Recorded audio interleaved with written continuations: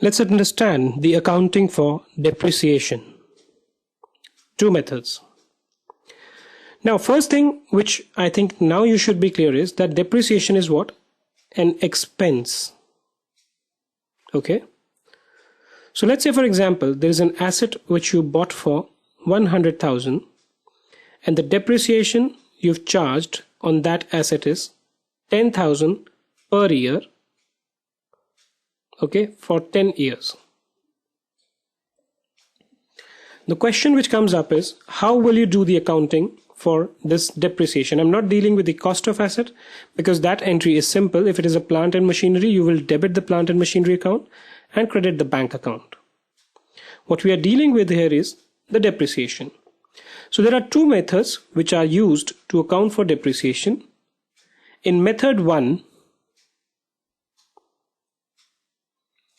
depreciation is charged to asset account, and in method 2 we create a provision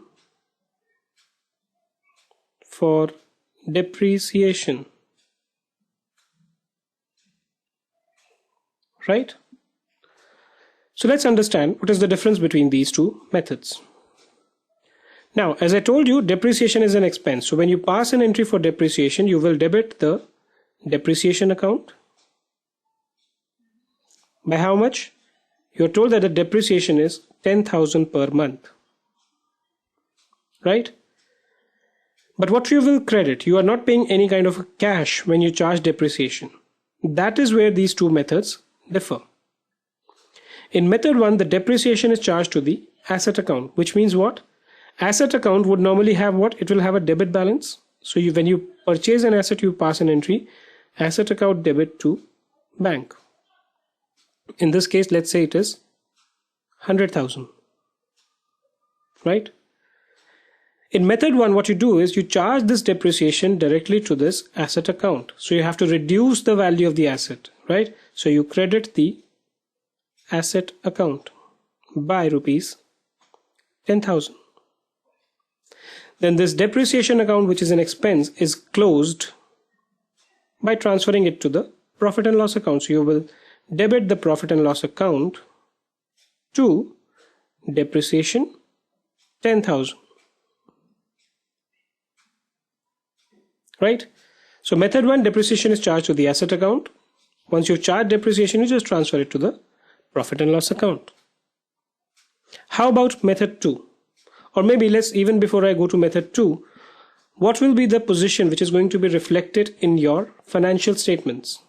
So in your financial statement, when you show the balance sheet, okay, in the asset side, what you will do is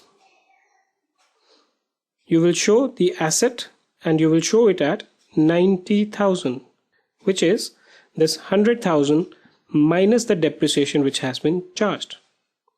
In year 2, let's say you again charge 10,000 of depreciation, then you will show it at 80,000. So the only thing which is reflected is the net value of the asset. Now coming to method 2, which is creating a provision for depreciation account, what we do is when we pass this entry for depreciation, we will debit depreciation account debit 10,000. We do not credit the asset account. We credit the provision for depreciation account. Okay, and just like in case 1, this depreciation is then transferred to the profit and loss account.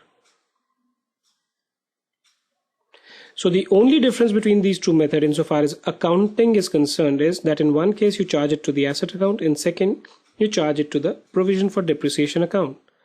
But from a disclosure perspective or how it comes in the balance sheet, there's a slight bit of a difference.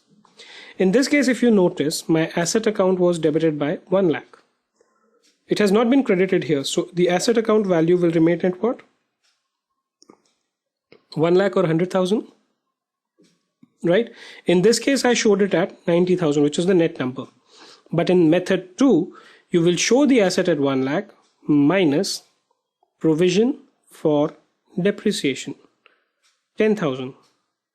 If you notice, this is a credit balance, this is a debit balance, and then you will show 90,000 in the outer column. Now if you notice, in both the cases the balance is 90,000. The only difference is in terms of disclosure. What this method helps us, or the method 2 helps us, is it tells you how much was the original cost of the asset, how much depreciation you charge, and what is the net value. In method 1 you just know the net value, you don't know what was the original cost in case 1. Right? So that's how basically you do the accounting for depreciation.